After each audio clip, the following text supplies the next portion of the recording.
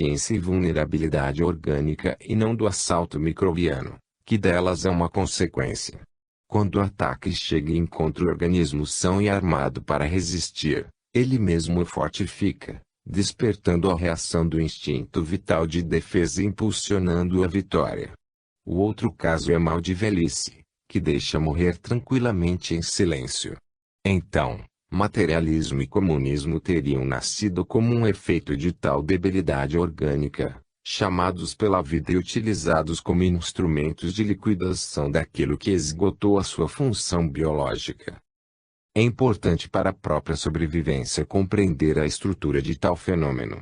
Para que o doente se possa salvar, é necessário um diagnóstico exato, porque só deste modo se sabe dirigir a própria ação defensiva contra o verdadeiro inimigo, que neste caso não é tanto o assalto proveniente do exterior quanto a debilidade do organismo contra o qual aquele está dirigido. Isto significa que o tratamento para a salvação consiste não só em armar-se para combater contra o inimigo, o que é inútil quando não se possuem as forças espirituais para conduzir à vitória semelhante batalha, mas também em sanar as próprias debilidades fortificando-se no terreno reservado à própria competência, onde se é mais potente e onde os demais não podem entrar, o espiritual.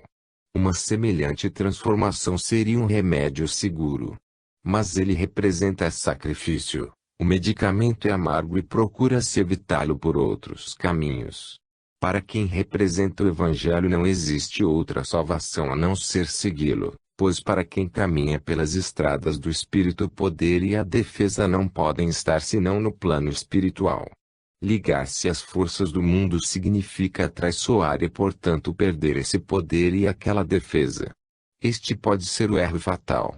Claro que uma operação cirúrgica é melhor fazê-la por iniciativa própria do que ser imposta pelos outros.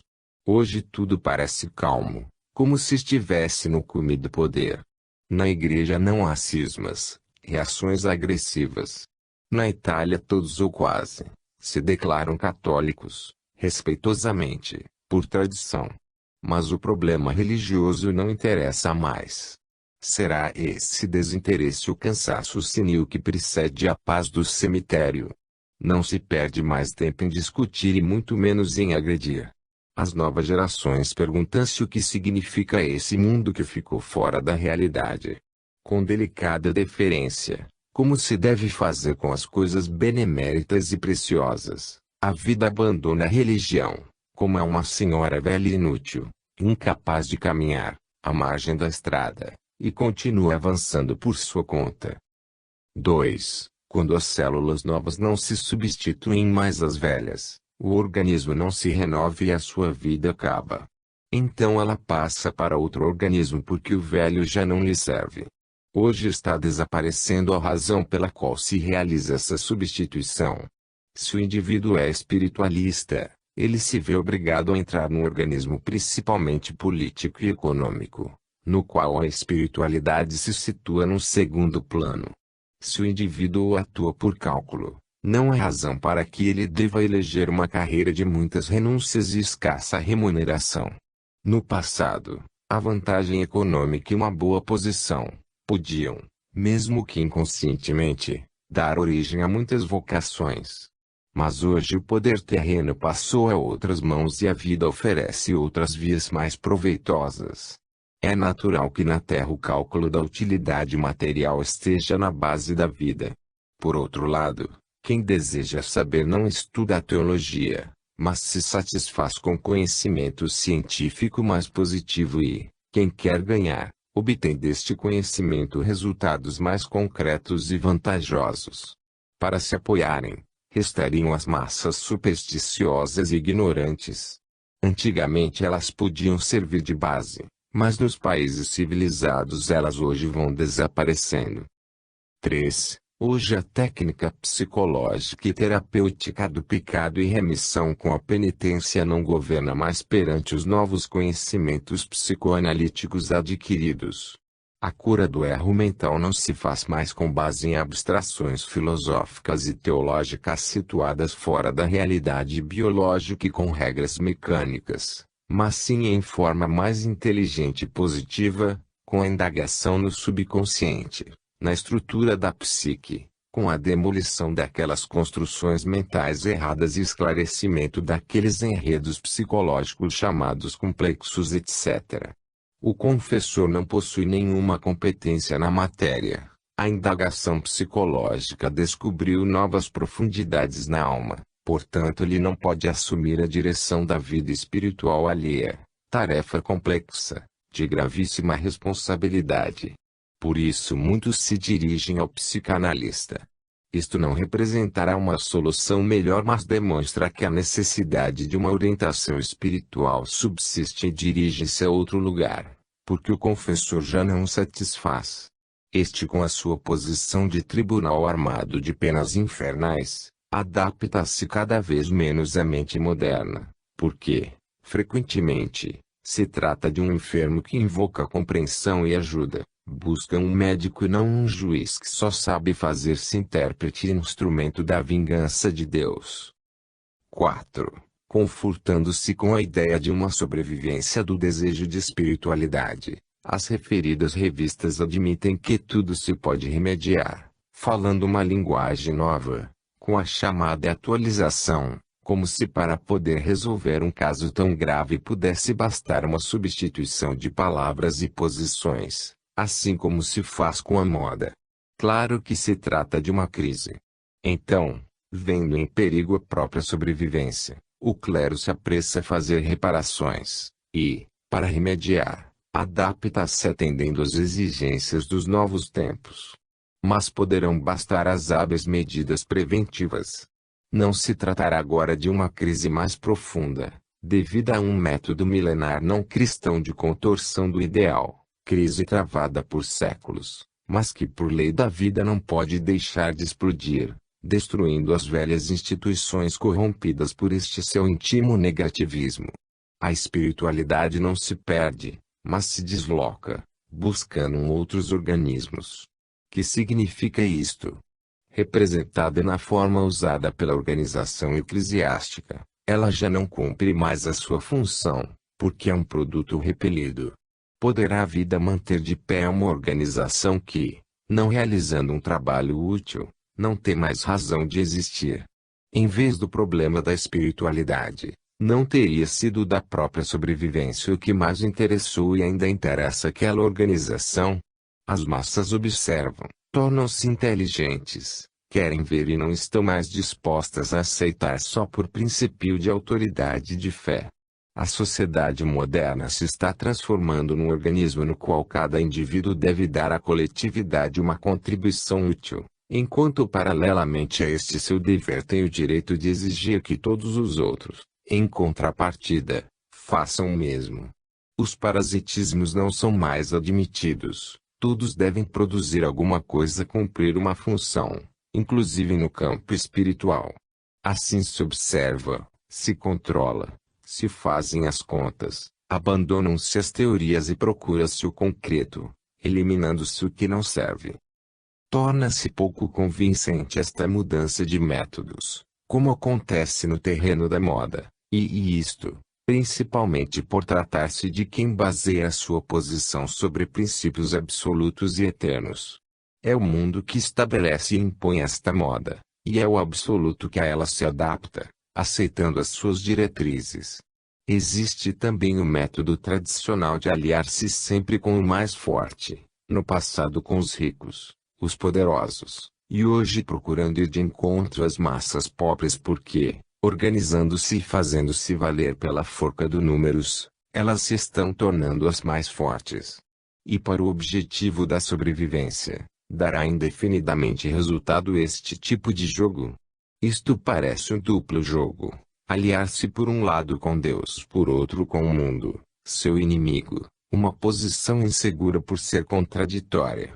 O homem já não é a criança de ontem, vê, observa, e tendo-lhe sido inculcado o respeito, respeita, cala e afasta-se. Numa época na qual se faz um novo exame de todos os valores humanos para selecionar o melhor e descartar o inútil, os erros passados, antigamente suportáveis, vêm à superfície e já não se toleram. Historicamente, a religião que deveria ter denunciado os abusos dos ricos para ir ao encontro dos necessitados, afiada com os primeiros, havia se transformado num tranquilizante, ópio dos povos, para manter quietos os pobres, exortando-os à virtude da paciência e prometendo o paraíso a quem sofre, enquanto os outros gozavam imediatamente o paraíso nas suas costas. Então, para que servem estes remédios improvisados? Não será uma grande ilusão esta de crer que o cristianismo se possa salvar só com tais paliativos, só com retoques de forma, em vez de mudar radicalmente de método, fazendo-se cristão a sério, tomando uma posição nítida do lado do espírito, sincera, sem compromisso com o mundo, ao aceitar as suas modas e ao colocar-se à sua disposição para salvar a sua própria posição. Agora já se vê o jogo destas adaptações, com finalidade de conciliar à força dois termos opostos. Um poder que dura há 2000 anos não pode fazer outra coisa senão adaptar-se às mais contraditórias posições históricas, mesmo aquelas que são o mais estridente contraste com os princípios professados. A história fica escrita e não se pode apagar. Parece que aquilo que no meio de tantas mudanças, fica sempre imutável, podia-se dizer o ponto absoluto de referência, é o método da conveniência própria, um argumento que o mundo bem conhece e compreende.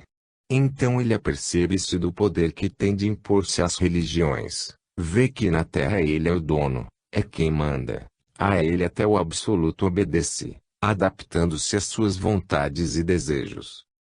O comunismo não teria podido avançar, se os pontos débeis da parte oposta não constituíssem outras tantas portas abertas para o deixar entrar. Um organismo forte não adoece. Uma doença é sempre a consequência de um defeito ou culpa. Mas então se vive com o médico no hospital. Mas que esforço, que trabalho, que despesa, recuperar a saúde. E então surge a pergunta: se estão se iludindo aqueles que creem que seja possível salvar-se com tais recursos, o avanço do comunismo não representará antes uma nêmese histórica, uma fatalidade inevitável, enquanto tudo isto não é senão o pagamento das dívidas contraídas perante as inexoráveis leis da vida que exigem justiça. Não seria então mais salutar, inclusive do ponto de vista da própria sobrevivência, pôr-se sinceramente a trabalhar exclusivamente para as coisas do espírito? Mas pode surgir a dúvida: compreenderão as massas ou será já demasiado tarde para que elas se possam interessar por um trabalho de profunda renovação espiritual ao qual se tomaram completamente insensíveis, depois que aprenderam a mentira institucionalizada? O exemplo do jogo das acomodações veio de cima, os fiéis o aprenderam e, por ser cômodo, já não renunciarão a ele. Claro que lhe deu, no passado, vantagens imediatas e ele se deve em grande parte à sobrevivência milenária. Mas é inevitável que se deva depois chegar até as suas últimas consequências de cada coisa. A salvação a longo prazo está no jogo único, retilíneo, sincero. Todo o desvio desta linha poderá seduzir no momento pelas vantagens imediatas que oferece, mas representa um princípio negativo de envenenamento e corrupção que tende a destruir o organismo que o aceita. Não possuirá a Igreja uma força espiritual toda sua. Porque então renuncia a esta força imensa para servir-se e cair vítima da outra, a ilusória, a do mundo. Cada nação ou povo tem algo para dizer nesta nossa hora histórica, e a Igreja, se quisesse, teria coisas tremendas para dizer. A tempestade é forte. As velhas tapeçarias que tudo cobriam e escondiam, voam com o vento. Procura-se repará-las e não se vê que é a casa que se desmorona e que é necessário fazer outra desde a base. O ciclone chega, o terremoto está em ação, e entretanto não se pensa senão nos retoques. A aristocracia francesa antes da Revolução, como também a russa, ficavam inertes. Isso talvez porque, quando chega a hora e o tempo está maduro, é inútil pôr-se a reparar a velha casa que não serve mais. Então a vida não perde mais tempo com isso e põe-se, Pelo contrário, é construir tudo desde o princípio. O problema atual não é o de saber se adaptar ao colorido do novo ambiente humano para sobreviver, de aceitar imposição de subordinado às transformações que ele impõe, isto para salvar a sua própria posição. Trata-se de gritar bem alto a palavra do Espírito, fazer ver com exemplo que ela é verdadeira e em nome dela e por seu intermédio colocar-se por cima do mundo, consciente do grande valor que se possui e que se tem o dever de afirmar para que a humanidade seja salva. É necessário conquistar o sentido da sua própria missão no mundo e com a própria vida pôr em evidência os valores do Espírito, para fazer tocar com as mãos quanto é real o seu peso e valor. É necessário descobrir e compreender que o Espírito representa uma força tremenda maior do que a da bomba atômica, a qual ele se pode contrapor, vitoriosa. Mas para chegar a isto é necessário sentir, encarar, viver o Espírito, afirmando-se numa luta superior, tipo evangélico, conduzida com os fatos e não só com as palavras. É necessário compreender que as medidas tomadas com o objetivo de salvar os próprios interesses, nada salvam, nem sequer estes. Semelhante método é negativo, expressa um desvalor, uma incompreensão da situação, firma inaptidão para salvar-se. Para fazer isto é necessário ser positivo no sentido construtivo que a vida exige, por-se assim em colaboração com ela e, se não o fizer por pensar só em si próprio, ser então por ela abandonado. Cuidado com o meter-se contra a vontade da vida que quer progredir. Ela está pronta a ajudar a subir quem possua um valor, a fazer vencer quem a secunda nos seus fins e se oferece como instrumento para a realização destes. As religiões possuem este valor, têm o seu monopólio, mas em vez de utilizá-lo, o deixam dormir bem guardado em cofres de ouro, para dar-se conta, um dia, que eles estão vazios, porque o Espírito, que ninguém pode encerrar, fugiu, para ir reviver no outro lugar. Claro que o desejo de espiritualidade permanece.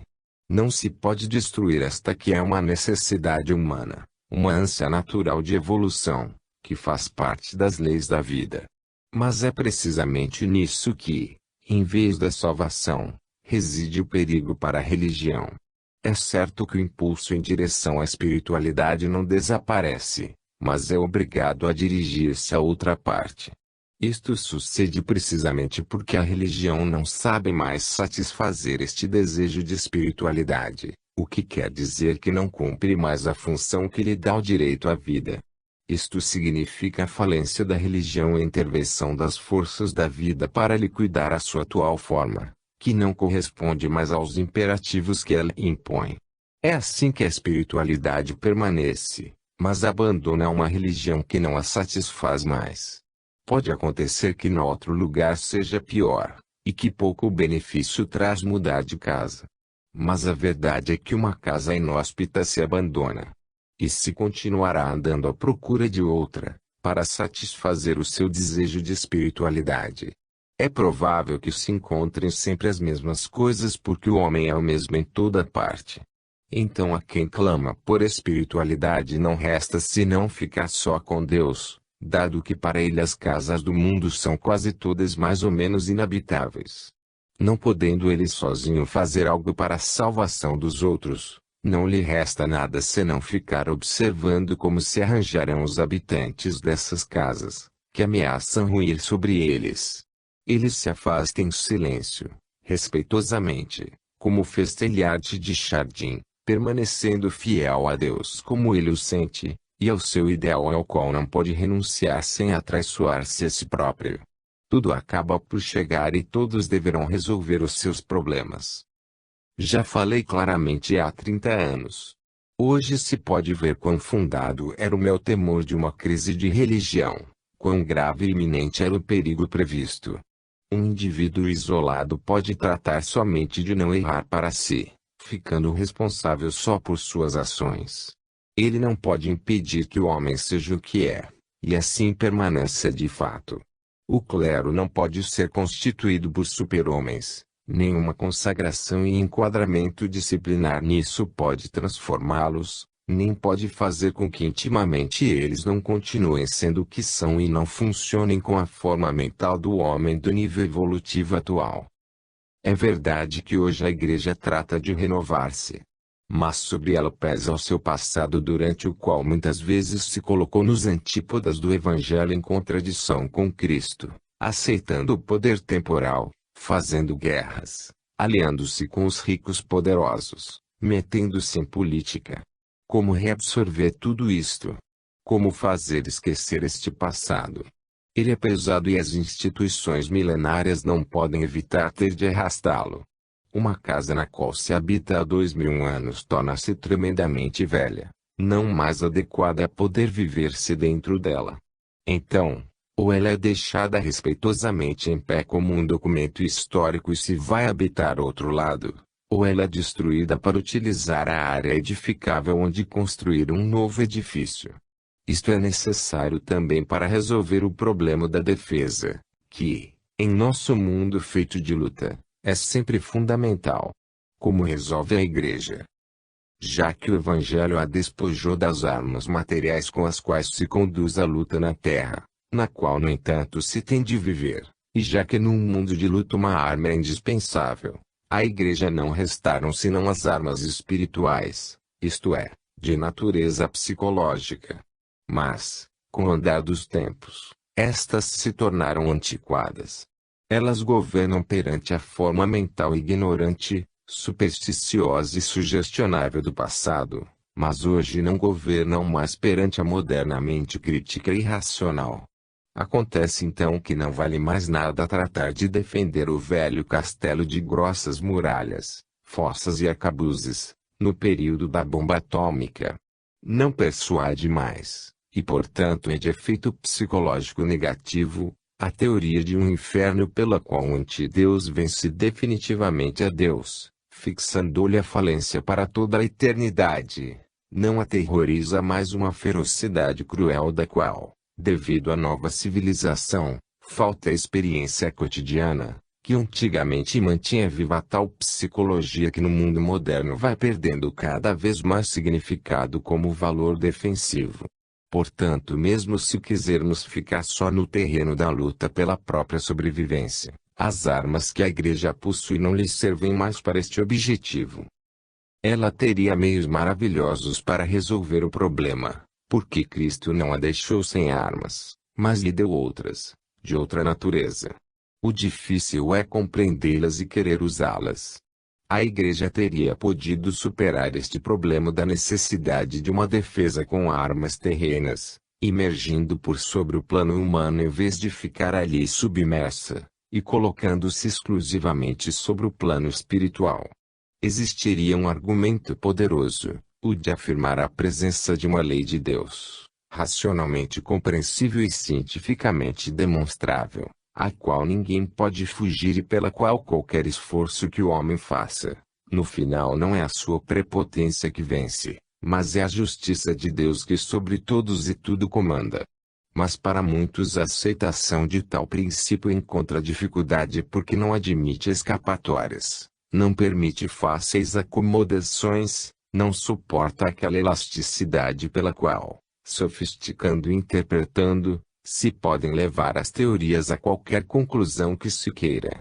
Usando este outro sistema, da total sinceridade sem artifícios, aqueles que antes de mais ninguém deveriam não só pregar, mas também viver os princípios, seriam os dirigentes. Claro que então a defesa seria automática, mas defesa da instituição e não somente dos integrantes que a representam, porque a estes importa, em primeiro lugar, a defesa de si próprios, e a defesa da instituição só existe em função da sua própria defesa. Como se vê, se necessitaria de uma outra forma mental que não se pode pretender do homem situado no atual nível de evolução, obrigado, portanto, a funcionar com a forma mental construída pelo seu passado, proporcionada a um ambiente de luta e suas respectivas exigências, no qual, para viver, é necessária uma arma em que a justiça do involuído não reina ainda, por causa do estado involuído. Explicar semelhantes conceitos significa muitas vezes pretender a compreensão daquilo que, num dado nível biológico, representa ainda uma coisa inconcebível. Trata-se de duas formas mentais e posições totalmente diferentes. O involuído, para sobreviver, problema fundamental para todos, procura tanto a arma material quanto a psicológica, porque ele está submerso no nível evolutivo onde impera a lei da luta e a vida concedida só a quem sabe guerrear e vencer. O evoluído, ainda para sobreviver, porque pertence a um outro plano de evolução, onde é o estado orgânico que prevalece sobre o caótico, adota a lei do ama ao teu próximo, onde o método da opressão é um absurdo contraproducente e válio da justiça, que é o método do evangelho e do verdadeiro cristão. Então, dado que este método, por imaturidade biológica é inaplicável, eis que para resolver o problema, vai-se em busca de outros expedientes. Reveste-se a Deus não mais de poder punitivo, antigamente eram os raios de Júpiter, mas de misericórdia e de bondade. Como ainda o sistema de atemorização não tem mais aplicação, escolhe-se a arma do convite atrativo, esquecendo-se porém de que estamos na Terra, onde continua a vigorar a lei do mais forte, onde cada dependente sabe quando um patrão se faz bom, isto é, porque ele se tomou fraco, e que é esse o momento para cair-lhe em cima. Se do plano do espírito se desce ao do mundo, então é necessário aceitar os tristes métodos deste. Se recebemos astúcia, responda-se-nos com a desconfiança, porque a nossa ação de um determinado tipo não podemos pretender que nos responda uma reação de tipo diferente. Usa-se em defesa própria o princípio de autoridade, mas que a origem da qual ela deriva é a força, depois ordenada e apresentada numa forma de legalização que se chama justiça. Assim o princípio de autoridade leva consigo uma triste tradição, porque, mais do que para educar e ajudar a evoluir, como deveria ser a função das classes dirigentes, muitas vezes serviam para desfrutar e oprimir, isto é, para deseducar e ajudar a evoluir. Em semelhante regime, como é interpretada uma ação de bondade? Procurar-se-á utilizá-la com desconfiança. A bondade será interpretada como uma debilidade da qual, sem comprometer-se, rapidamente se tentará tirar proveitos. Abandonados assim os processos de atemorização com castigos no além-túmulo, agora que eles perderam o seu poder psicológico, as armas do amor, usadas somente para sobreviver na Terra e não para as conquistas espirituais, poderão servir para este outro uso, que é o de salvar as próprias posições terrenas. O exemplo de Cristo mostra-nos que o amor na Terra, quando não é em função do sexo que leva à procriação, é sacrifício que conduz à morte. A autoridade se desarma e cede. Então o momento é bom para afirmar, contra a autoridade, a liberdade, ideal que naturalmente os subordinados interpretam como vantagem própria. Eles sabem que a autoridade não cede por amor, mas porque não tem outro modo para salvar a sua sobrevivência. Se tivesse sido por amor, poderia ter se manifestado muito antes e não só agora obrigado pela ameaça de um perigo. Persuadirão estas tardias conversões ao amor evangélico, quando as massas, à sua própria custa, aprenderam que as melhoras se obtêm conquistando-as com as próprias forças e não esperando-as da generosidade dos demais. Quando os ricos eram poderosos, a Igreja, apesar de que o Evangelho os condene, apoiava-se neles. Mas hoje que sobre eles paira o perigo do comunismo, eis a Igreja indo ao encontro das massas pobres, agora tornadas poderosas, adaptando-se a elas, e com atitudes evangélicas apoiando a justiça social. Quando Luís XVI, herdeiro de uma monarquia que havia traiçoado a sua função, pela sua bondade confiou no povo e, para evitar derramamento de sangue, afastou de Versalhes os destacamentos de defesa. Esse povo se aproveitou para fazer o rei prisioneiro e não se deteve até que o matou. Mas talvez fosse inútil resistir porque os abusos passados daquela monarquia era necessário pagá-los e foram pagos. Ninguém pode impedir que as causas, mesmo longínquas, se sigam os respectivos efeitos. Para que serve então apresentar hoje um Deus vestido de bondade e misericórdia, senão para oferecer uma escapatória muito rebuscada à absoluta justiça da lei? A vida utilitária trata de desfrutar de tudo para subsistir. Quando encontra quem cede por bondade, serve-se dele para tirar vantagem, não para recompensá-lo com o sacrifício antivital de outra tanta bondade em proveito de outro, em vez de si próprio. Então a bondade serve para o abuso, porque alimenta a esperança de que a justiça não se cumpra. Tentativas de evasão e de aproveitamento, se bem que absurdas e ilusórias, mas que são no entanto frequentes porque fazem parte do utilitarismo em que se apoia a economia da vida, e que leva a procurar o atalho para chegar ao maior resultado com o mínimo esforço. Hoje as belas construções religiosas nas quais tranquilamente dormiam os povos nos séculos passados, já não governam. Tem-se necessidade de honestidade, sem a qual acaba a confiança e os clientes se vão. Estamos em época de revisão de todos os valores e se varrem as superestruturas inúteis. Vai-se ao terreno firme. Descobrem-se as leis que regulam a vida, que assim é enfrentada na sua substância, em contato com a realidade biológica. Procura-se endireitar e, quando não se consegue, procura-se eliminar tudo o que, mesmo que seja em si mesmo ótimo, se tornou venenoso pelo mau uso que se faz dele. O que sucedeu com as monarquias, procura-se fazer agora com o Instituto da Propriedade e pode suceder com o cristianismo, com o próprio comunismo, ou com qualquer instituição que queira colocar-se em tais condições antivitais. A vida tende a destruir tudo que por mau uso haja sido corrompido. Também no campo fisiológico, um organismo viciado tende à morte.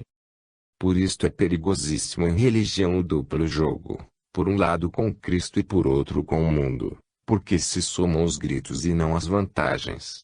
Por isto, se a atitude evangélica da Igreja fosse só oportunismo para sobreviver, o remédio seria pior que o mal, talvez uma tentativa de suicídio. De resto é perda de um Deus, como foi apresentado até hoje, que se dedica a comandar e exigir sacrifícios, pode despertar em muitos, poucas lamentações. Para a vida libertar-se de quem se dedica a fazer temer e servir mais do que a ajudar, é mais vantagem do que dano. Então, para que tire proveito deste conhecimento de uma outra face de Deus, é necessário que esta transformação do império em amor, da autoridade em compreensão, seja real, tenha lugar nas almas, que esta nova face de Deus se faça ver através daqueles a quem corresponde expressá-lo com evidência. Tudo isto não significa senão regressar ao verdadeiro espírito cristão, ao Evangelho, e como dizemos sempre, torná-lo a sério. Trata-se de uma reforma de substância e não de forma, não de uma atividade exterior à procura de meios e de prosélitos, de número e de poder, mas sim de um novo modo de conceber a vida, de um evangelho ainda não visto e passado em silêncio até agora. Trata-se de fazer ver pelos fatos aquilo que vale e pode o espírito, perante o mundo, por sobre ele. Se o bem-estar econômico hoje é supremo ideal, é necessário fazer ver que ele não basta, que ele contém uma imensa lacuna que é necessário preencher, um vazio que é a falta de outra riqueza que é preciso oferecer e da qual o mundo tem fome. Mas para oferecê-la é necessário possuí-la. Quando a religião realizar uma função útil à vida, que também dos valores do espírito, e não representar somente a sobreposição de uma casta pelo seu próprio interesse sobre as utilizadas como pedestal, só então a religião voltará a ser e, como valor biológico, terá direito à vida. Hoje o homem é prático e concreto. As incontroláveis autorizações divinas convencem mais. Não basta fazer-se representantes de Deus para justificar o próprio poder. É necessário demonstrar a sua utilidade social. Na sociedade moderna, de todos se exige um trabalho, uma produção, uma função útil à coletividade, uma contribuição para ela, que, em troca, dê o direito de viver ali. O resto é parasitismo, que já não se suporta. E o trabalho espiritual é um dos mais preciosos porque representa uma função necessária à vida, a de fazê-la avançar ao longo da estrada da evolução. O bem-estar material representa a satisfação das necessidades animais do evoluído, o viver e multiplicar-se, e ninguém lhe nega a importância. Mas o que mais vale na vida é o que está em cima e não atrás da evolução, é o espírito que avança em direção ao alto. Hoje se emborcam as posições e se coloca o bem-estar material como um fim e não como um meio para um fim mais elevado, que não seja o de gozar animalescamente na terra, mas o de ascender a formas de existência superiores. A vida só pela vida é um círculo vicioso, é um trabalho que se anula consumindo-se a si mesmo. Numa biologia completa há lugar, e que lugar, também para as religiões, porque elas, com a técnica da descida dos ideais, cumprem uma função fundamental, qual seja a de ser instrumento de realização da maior finalidade da vida, a evolução. 11. Psicanálise das religiões e aspectos do cristianismo. Ofereça um cavalo a quem disser a verdade, e dele necessitará para fugir e pôr-se a salvo. Provérbio oriental. O cristianismo não nos interessa como organização terrena, como atividade política, como fenômeno de grupo, proselitismo para reforçá-lo, nem como egoístico cálculo de salvação depois da morte. Este é o seu lado mundo, desgraçadamente necessário para que qualquer coisa possa existir na Terra. O cristianismo interessa-nos enquanto ideia de Cristo e não como adaptação desta evoluída natureza humana. Interessa-nos naquilo que não é mundo mas contra o mundo, isto é, como ideal de superação humana, como princípio de evolução, como meio de ascese espiritual tal como deveria ser e como Cristo queria que fosse. Recordemos que o fenômeno religioso é de importância biológica universal e não apenas de fé para os crentes, porque ele faz parte do fenômeno da descida dos ideais à Terra, o que é a tentativa de evolução, objetivo para o qual vive a humanidade. É neste sentido que aqui colocamos o fenômeno religioso. Se fizermos observações, antes será por amor ao ideal e não por espírito de crítica demolidora, como pensam todas as vezes em que se discute um problema, já que o instinto do homem é a luta. Nada, pois, de polêmica agressiva, mas somente um sincero desejo de ver claro. Primeiro porque temos necessidade de compreensão do que está sucedendo e onde se vai terminar. Depois porque o momento histórico gravíssimo impõe a todos que compreendam e cada um assuma as suas responsabilidades. Estamos convencidos que erigir-se em juízes e condenar seria inútil orgulho que nada resolve. O que importa é explicar e compreender, porque não é julgando e condenando que se descobrem e eliminam os erros. Finalidade de quem procura o bem. Não nos interessa a luta, porque não representa coisa alguma. Não temos posições para defender, porque não temos o desejo e muito menos o poder de destruir nada. O médico não se põe a lutar contra o doente, antes se alia com ele para eliminar o mal e para isso lhe diz qual ele é, sem que por este motivo o doente se ofenda. Pode suceder que a alguns desagradem estas observações porque permitem notar defeitos alheios no campo religioso, prestando-os a desacreditar e demolir, podendo assim ser utilizados para fins agressivos, que não estão em nossas intenções. Quem no entanto quisesse compreender e utilizar estes conceitos em tal sentido, seguindo deste modo as vias do mal, se exporia ao perigo de que ele reagisse fazendo recair em cima dele o mesmo mal que ele quereria lançar contra o próximo. Vivemos numa hora apocalíptica, de desmoronamento de valores espirituais, e dói-nos ver a que desastrosas consequências pode levar a traição do ideal. Os tempos estão maduros para chegarmos a uma prestação de contas. Os velhos andaimes ameaçam ruir e de nada serve escorá-los. Não é mais hora de retoques porque o edifício está caindo e é necessário refazê-lo desde o princípio, tomando Cristo a sério, como ninguém o faz agora, nem o rico, com o seu egoísmo e hipocrisia religiosa, nem o pobre com a sua avidez e frequente espírito de violência.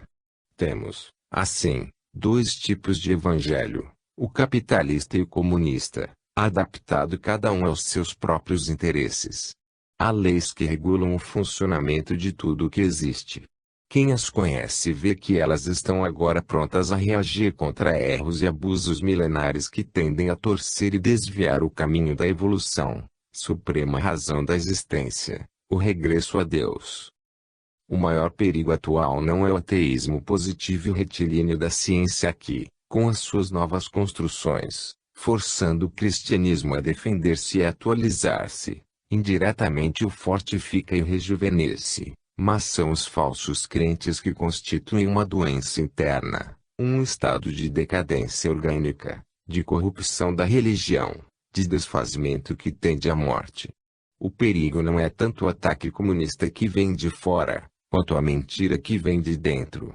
Quando tudo isto contagia a massa, a doença se expande por todo o organismo e o mata. Fazer calar o médico, porque o seu diagnóstico perturba, não salva da doença. Entendê-la exclusivamente como o ataque de um micróbio inimigo e crer que baste mobilizar-se para destruí-lo, não resolve o caso porque permanece a vulnerabilidade orgânica, debilidade da qual qualquer outro micróbio inimigo estará pronto a aproveitar-se. Ao médico honesto não lhe resta senão cumprir com o seu dever de expor o diagnóstico. Depois se cala. Ele não pode colocar-se contra o doente, tanto mais que neste caso ele não tem os meios, porque se trata de grandes desvios e só as leis da vida possuem a inteligência e o poder necessários para realizá-las. Essas leis costumam eliminar o que não cumpre a sua função vital. Assim, quando uma religião não cumpre o dever que, no plano da evolução, lhe corresponde, ela é eliminada. E o seu dever é o de fazer descer o ideal à Terra, função fundamental para os supremos fins da existência. Cumpriu e cumpre o cristianismo tais funções ou os valores espirituais que ele possui ficaram sepultados debaixo das superestruturas com as quais o mundo se sufocou? Na inevitável simbiose entre Cristo e o mundo não terá vencido o mundo, prevalecendo sobre Cristo. O cristianismo é ainda cristão ou com o tempo se transformou em outra coisa? De que serve reunir-se em concílios, se esta é a realidade dominante? As maiorias podem exprimir as correntes dominantes no mundo e o fato de aderir a elas para estabelecer verdades baseadas no consentimento comum, pode constituir um apoio e ser ato de prudência nas decisões ao evitar riscos de erros perante o mundo. Mas isto significa fazer-se guiar pelo pensamento dele e não colocar-se por cima, guiado só pelo espírito que não segue as humanas vias burocráticas. Aqui não se trata de concordar mas de renovar-se.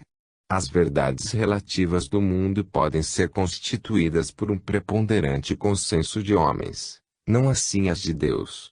E as renovações são saltos para frente que só indivíduos isolados, excepcionalmente dotados, sabem pensar e têm a coragem e a força de lançar.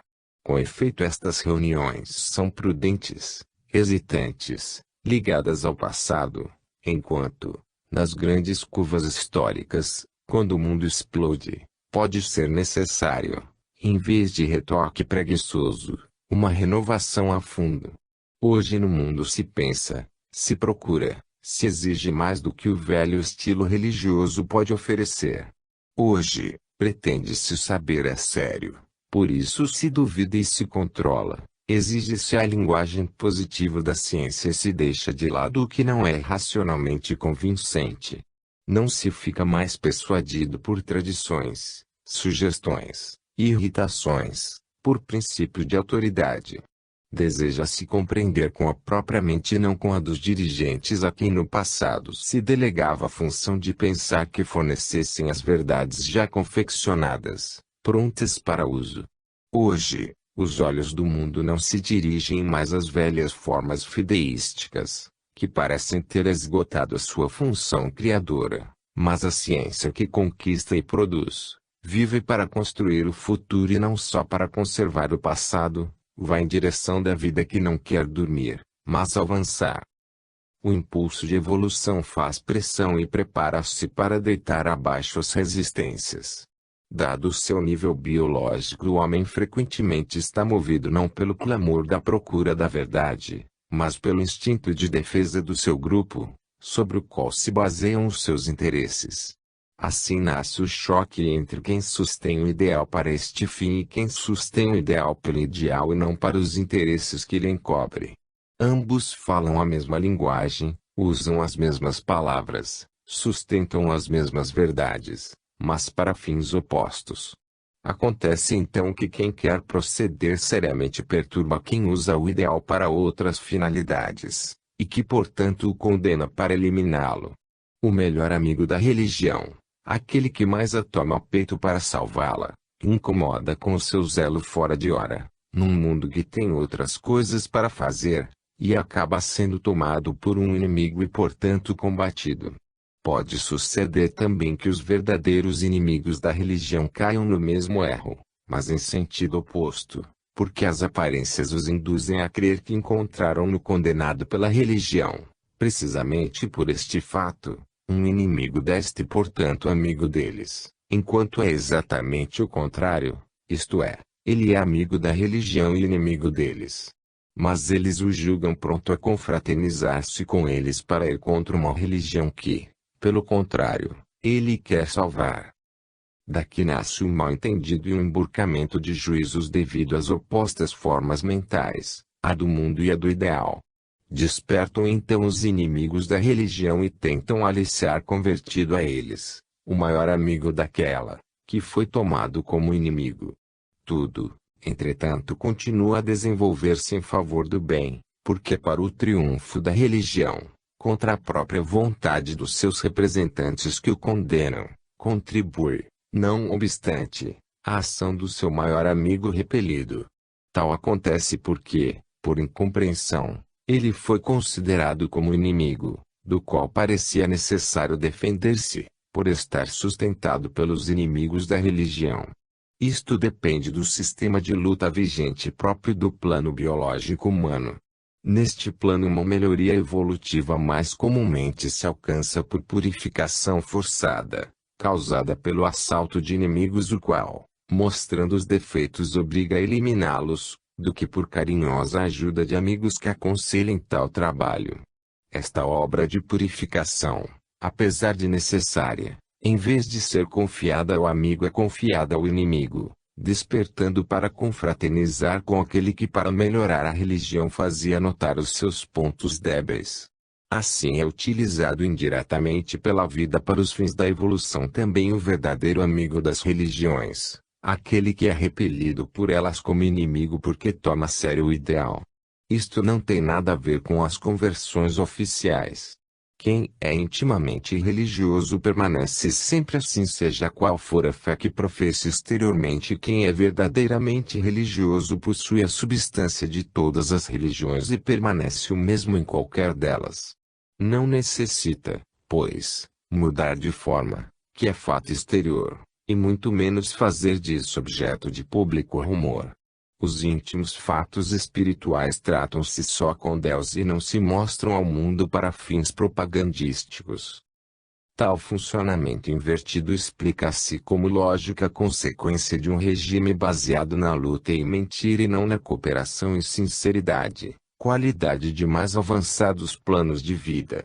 Mas se a luta é lei do nível biológico humano, ao ideal que o desse ali não lhe resta senão adaptar-se a esta lei, transformando-se num meio de luta, isto é, numa forma de fingimento para disfarçar-se melhor e alcançar deste modo o que na Terra é a finalidade suprema, isto é, vencer.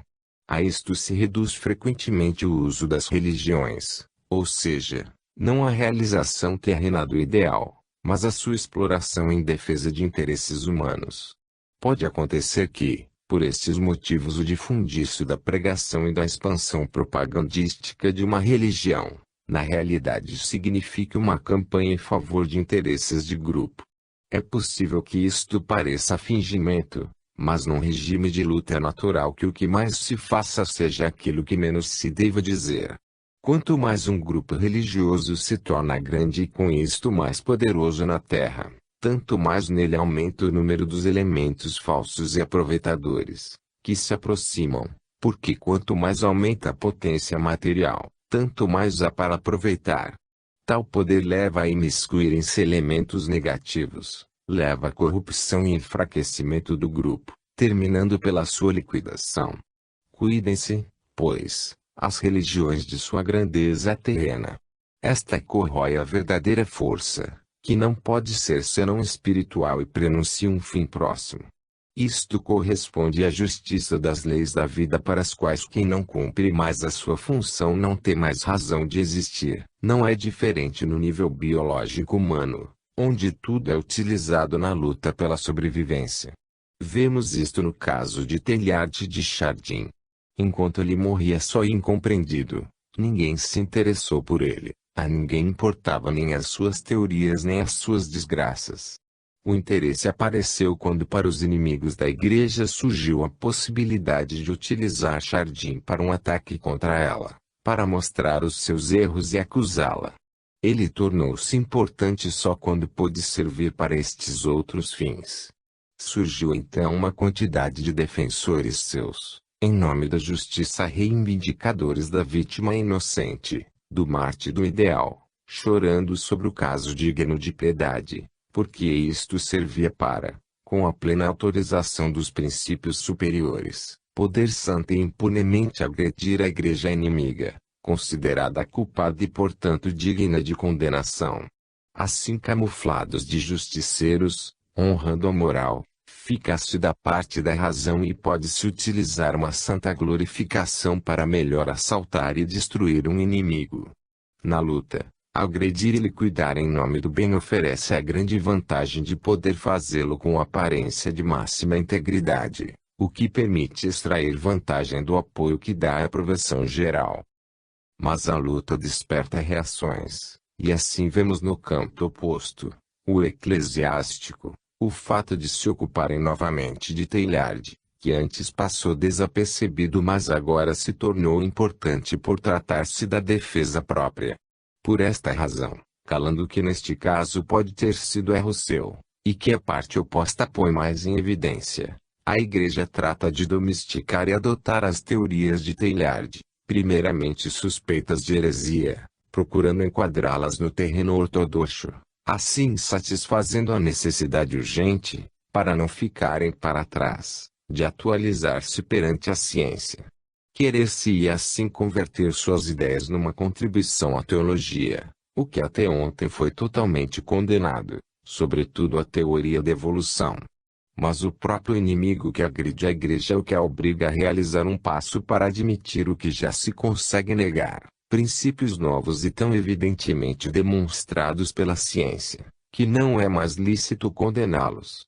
Quando aquilo que foi julgado erro não se mais deixar de considerar verdadeiro, porque se tornou verdade evidente, então procura-se adotá-lo como tal, para que desapareça o próprio erro. Mas sem esse assalto, o progresso não se teria realizado. Assim é a agressão do inimigo que nos obriga a melhorar, evoluindo. Método bem humano e que nada tem de divino. Se o inimigo é débil, procura-se fazê-lo calar, mas se, por consentimento universal, ele é forte, é melhor tornar-se amigo dele. Então abre-se a compreensão para com a nova verdade, e trata-se de aceitá-la adaptando-a para uso próprio e colocando-a a serviço do próprio poder. Quem dirige ao pensamento humano que evolui as religiões tende a adaptar-se para segui-lo, avançando com ele, se não quiserem ser deixadas atrás pelo progresso da vida. Quando esta, sob as aparências, é a realidade dominante, como impedir com semelhante forma mental que o ideal na Terra não seja usado como um meio de luta, em função dos interesses materiais? O indivíduo é levado a conceber tudo, tanto terra como céu, em função de si mesmo.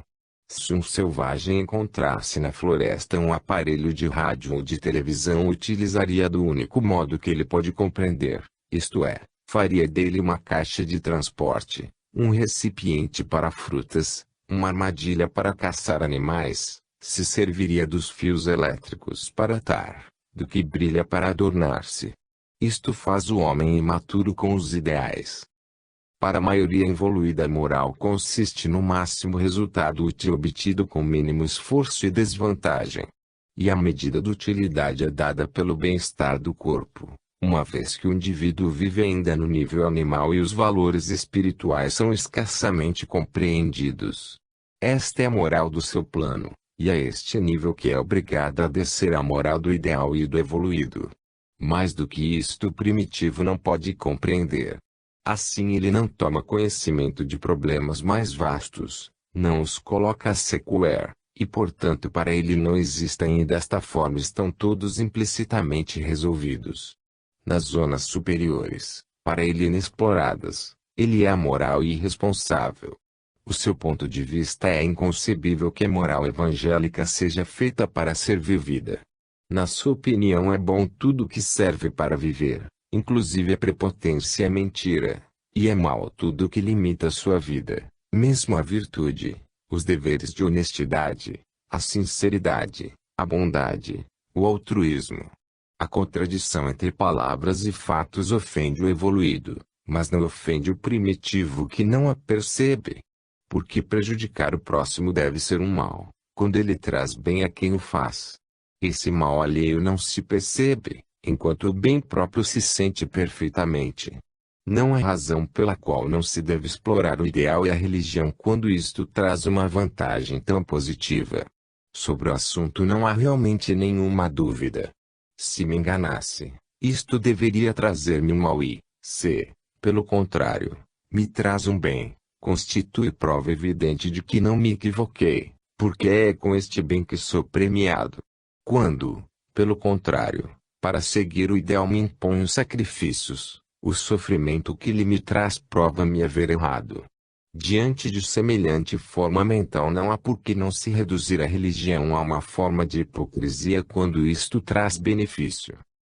Este tipo de moral explica-nos por que o ideal apenas descido na terra, em vez de encontrar uma aceitação espontânea, choca-se com a resistência do evoluído que não quer sacrifícios, e então, para realizar-se, deve assumir a forma coativa.